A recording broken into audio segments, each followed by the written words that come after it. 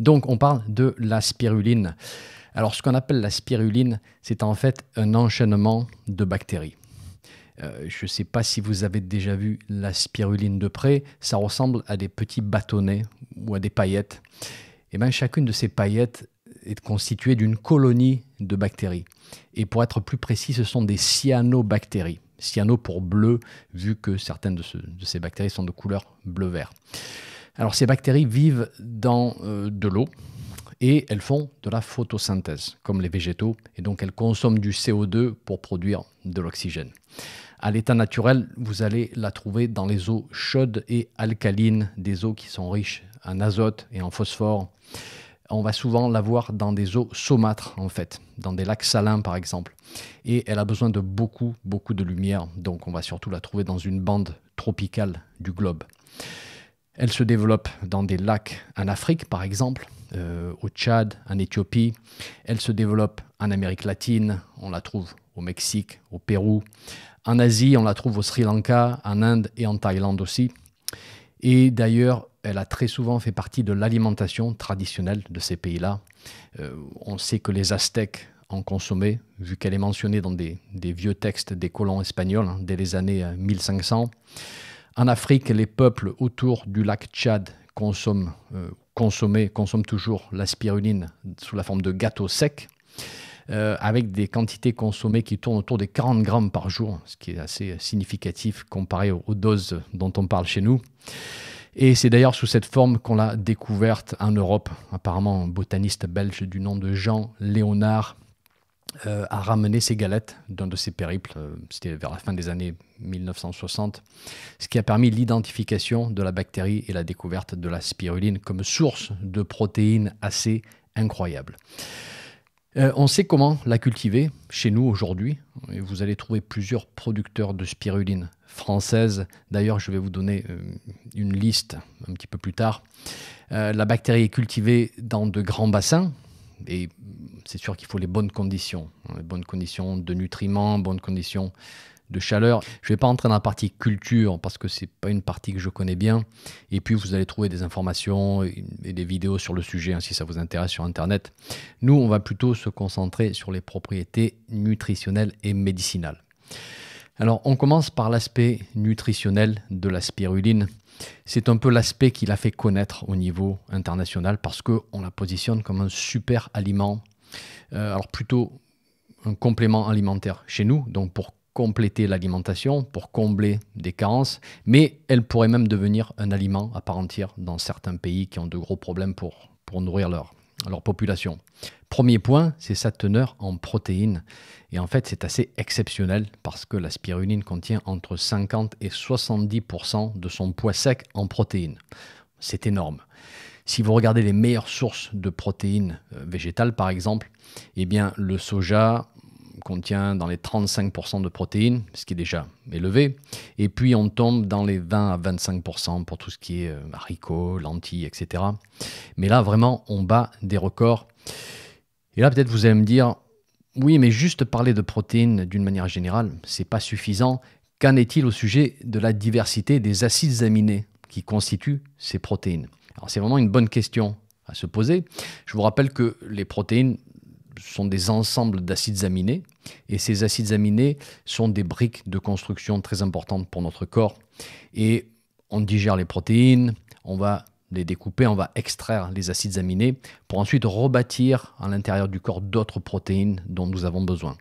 Donc, il nous faut une grande variété d'acides aminés, en particulier ce qu'on appelle les acides aminés essentiels parce qu'on ne peut pas les fabriquer. Et donc, il faut qu'on les obtienne de la nourriture. Dans la spiruline, vous avez tous les acides aminés essentiels qui sont représentés. Et d'ailleurs, quasiment la moitié du poids des protéines de la spiruline sont des acides aminés essentiels. Mais attendez, c'est pas fini. On sait qu'on a la quantité, on sait qu'on a la richesse en acides aminés, mais qu'en est-il de la digestibilité de ces protéines? C'est-à-dire notre capacité à les découper et les absorber. Ben oui, parce que c'est très important aussi. Certaines protéines du monde animal ou végétal sont plus ou moins bien digérées par rapport à d'autres. Alors, l'avantage ici, c'est que la spiruline ne contient pas de parois cellulosiques par rapport aux végétaux. C'est une paroi très rigide qui protège en fait les cellules des végétaux et on ne peut pas digérer cette paroi. C'est pour ça qu'il faut bien mâcher pour casser ces structures végétales et libérer les nutriments. Mais là, ce n'est pas une plante, c'est une bactérie. Et on a juste une enveloppe relativement fine et fragile, ce qui explique en fait une très bonne digestibilité des protéines. Elles ont quasiment la même disponibilité que les protéines animales qui sont utilisées comme référence dans les études. Autre avantage, pas besoin de cuisson, pas besoin de traitement spécial pour libérer ces protéines. Et ça, c'est un énorme avantage parce que du coup, on ne va pas abîmer les autres nutriments comme les acides gras polyinsaturés en particulier, qui sont fragiles à la chaleur et à la cuisson. Donc du coup, là, on a le trio parfait. Quantité, qualité, disponibilité pour notre système digestif. Alors franchement, là, c'est dur à battre. Voilà. Lorsqu'on recherche de bonnes sources de protéines, la spiruline est vraiment, c'est dur à battre. Ensuite, parlons des minéraux. Les plus présents sont le fer, le magnésium, le calcium, le phosphore et le potassium.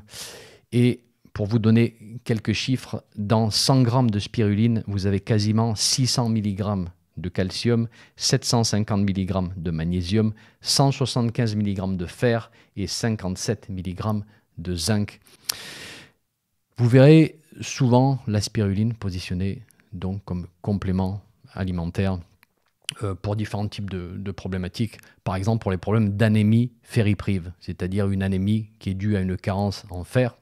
Et effectivement, c'est une excellente addition à l'alimentation pour ce type de problème, peut-être à cause de règles abondantes ou autres. Pour les vitamines, nous avons beaucoup de bêta-carotène qui sera converti en vitamine A par notre corps. Et on voit que notre corps fait une excellente utilisation de ce bêta-carotène. On a une étude qui a été faite sur des enfants entre 3 et 5 ans et qui montre qu'on arrive à en absorber dans les 75%. Et on peut mesurer une augmentation notable de la quantité de vitamine A en circulation sanguine par la suite. On a une autre étude qui a été faite sur 5000 enfants, qui s'est déroulée en Inde, et qui montre une excellente efficacité avec une prise de seulement 1 gramme de spiruline par jour. Et après 5 mois de prise, la proportion d'enfants qui étaient gravement carencés en vitamine A passe de 80% à 10% seulement. C'est assez incroyable. Seulement 1 gramme par jour peut arriver à combler des carences en vitamine A. On trouve aussi de la vitamine E, on a toute une collection de vitamines B, la B1, la B2, la B3 en particulier. Cette incroyable richesse a fait qu'on parle beaucoup de spiruline pour les problèmes de malnutrition dans certains pays. Et les bénéfices sont vraiment super intéressants. On voit des résultats favorables lorsqu'on l'utilise chez l'enfant qui souffre de dénutrition sévère, par exemple. On a noté ceci dans des études au Mexique. On l'a observé aussi en Afrique. On a donné de la spiruline à des enfants pendant 8 semaines et on a noté des améliorations significatives du poids et de l'état de nutrition aussi. Dans une étude, les enfants ont gagné 25 grammes de poids par jour. Alors ça paraît minuscule, mais quand on y réfléchit, ça fait dans les 750 grammes de poids gagnés par mois. C'est pas mal. On a une étude faite dans les pays d'Afrique subsaharienne, des pays qui sont très affectés par le sida. Écoutez bien ça, on a pris un groupe de personnes en dénutrition et qui souffrent de sida. Dans le premier groupe, on leur donne du soja. Dans le deuxième groupe, on leur donne de la spiruline. Et on note que non seulement l'état nutritionnel est fortement amélioré grâce à la spiruline, bien sûr on s'en doutait, mais aussi que l'immunité des personnes est améliorée avec une chute de la charge virale. Et ça, c'est quand même énorme. Allez, on va maintenant parler des propriétés médicinales de la spiruline. Et oui, parce que jusque-là, on a juste parlé nutrition. Alors la première propriété, c'est un effet immunostimulant qui est probablement dû à sa richesse en polysaccharides. Alors, ce sont des sucres complexes que vous allez retrouver dans de nombreuses plantes, vous allez les trouver dans les champignons médicinaux aussi, et ces constituants ont une action assez marquée sur l'immunité. Dans les études sur la spiruline, on voit une augmentation des globules blancs, on voit une augmentation de la production d'anticorps, de la capacité à la phagocytose, donc une immunité beaucoup plus forte. On voit une régression de certaines tumeurs dans les études sur animaux. Et on voit qu'à l'inverse, lorsque le système immunitaire est un petit peu trop réactif, hein, s'il y a terrain allergique par exemple, eh bien la spiruline stabilise les choses en réduisant les niveaux d'histamine, en modulant le réflexe inflammatoire du corps. Et donc elle semble vraiment moduler, équilibrer l'immunité de ce point de vue-là. Ensuite, on a un effet antiviral direct. Et on a eu beaucoup d'études qui ont été faites, alors surtout in vitro. Et dès que vous voyez que c'est fait in vitro, hein, je vous rappelle qu'on va prendre ça avec un grain de sel, mais ça nous donne quand même des indications sur les propriétés de la spiruline et elle semble active contre le VIH, contre le virus herpès simplex 1, contre le cytomégalovirus, contre le virus de la rougeole, virus des oreillons, etc., etc. Il y a une longue liste. Mais le problème avec ce type d'information, je vais vous dire ce que c'est que plutôt que de nous donner des pistes pour faire plus d'études, pour faire plus de recherches par la suite, eh ben, on va s'arrêter là. On va s'arrêter au tube à essai. Et en plus, tout ceci va être mal interprété. Et on va avoir des articles du style « La spiruline peut soigner le sida ». Et on va voir la réaction des autorités de santé qui vont dire que c'est inconscient de dire ça. Et c'est vrai que ce n'est pas la bonne manière de voir les choses. Voilà, il faut faire preuve de bon sens. Mais si on a une personne qui a une immunité faible à cause d'une maladie chronique, qui est fatiguée, qui est éventuellement en état de dénutrition, est-ce que la spiruline va l'aider à remonter son immunité, à remonter son état de nutrition? Est-ce que la spiruline va l'aider à combattre la charge virale, à combattre les infections opportunistes? Bien sûr. Basé sur ce que nous dit la science, comment est-ce qu'on pourrait dire le contraire? Mais c'est du long terme, c'est du soutien des fonctions vitales. Voilà. Mais bien sûr qu'elle va avoir cet effet-là. Ce n'est pas la substance miracle délivrée sous forme de petites paillettes ou de poudre. Mais elle peut être d'une grande utilité pour soutenir les processus vitaux de la personne. Voilà. On a un nombre d'études qui démontrent que la spiruline a un effet protecteur sur le système cardiovasculaire en agissant principalement sur des déséquilibres métaboliques. On a une réduction de la glycémie chez les diabétiques avec une prise de 2 grammes par jour pendant 3 semaines. On a une réduction du poids chez les diabétiques avec une prise d'environ 3 grammes par jour pendant 4 semaines. On voit un rééquilibrage des triglycérides, du HDL, du LDL, donc une action assez globale sur le métabolisme, du glucose, des acides gras. La spiruline protège les organes d'élimination lorsqu'il y a intoxication aux métaux lourds. Voilà, on voit que le foie, les reins en particulier, sont protégés, probablement dû à son effet fortement antioxydant.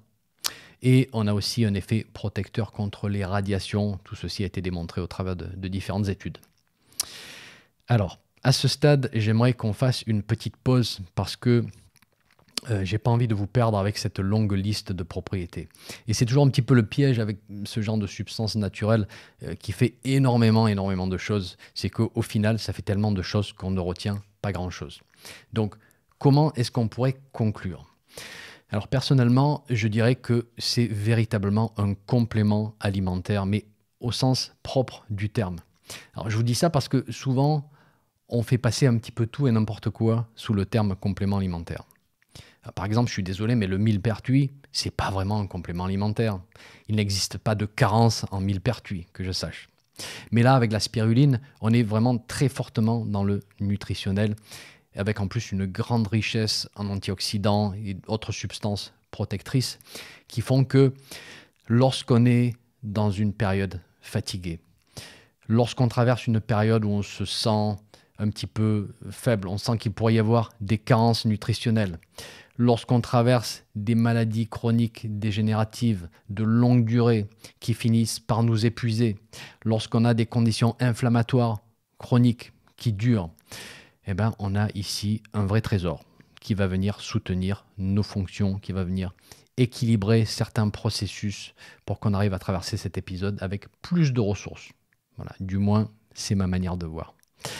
En ce qui concerne la toxicité, eh bien, dans les études, on n'est pas arrivé à atteindre de niveaux toxiques chez l'animal, même en montant jusqu'à 800 mg par kilo de poids. Et pour information, pour une personne de 70 kg, ça nous ferait une prise de 56 grammes de spiruline. C'est beaucoup. On a donné de la spiruline à des souris pendant 13 semaines, donc sur le long terme, et la spiruline représentait 1/3 de leur ration alimentaire. Aucun problème, pas d'effet sur la fertilité, pas d'effet tératogène, donc aucune toxicité connue. Pour les dosages sous forme de compléments alimentaires, la fourchette classique va varier entre 1 et 5 grammes par jour. On peut faire un petit peu plus en fonction de la situation. Et on démarre avec des dosages les plus faibles pour voir si c'est bien toléré. Et on peut même démarrer plus bas si on a une hypersensibilité de la personne. Et puis on peut augmenter graduellement.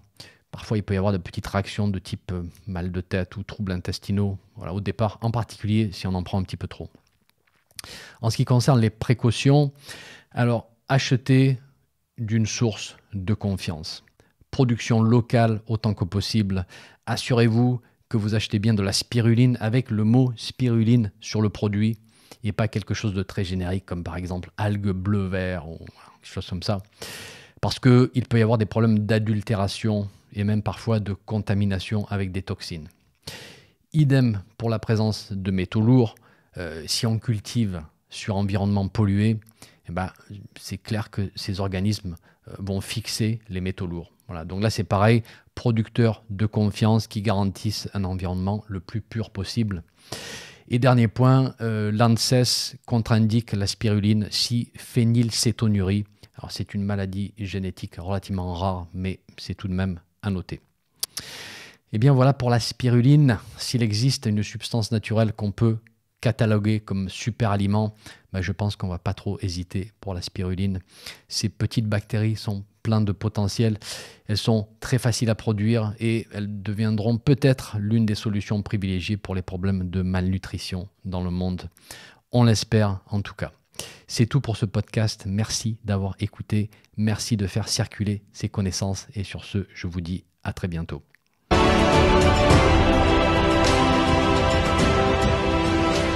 Concernant la spiruline, nous avons recréé les conditions idéales pour sa culture et la préservation de ses principes actifs. Ceci tout en respectant ses besoins originels grâce à une technologie de pointe. En investissant dans la recherche et développement, nous avons mis au point des photobioréacteurs permettant de maîtriser tous les paramètres physico-chimiques nécessaires. Depuis l'eau de source jusqu'au produit fini, ce système fermé et monitoré garantit un contrôle qualité permanent tout au long du processus.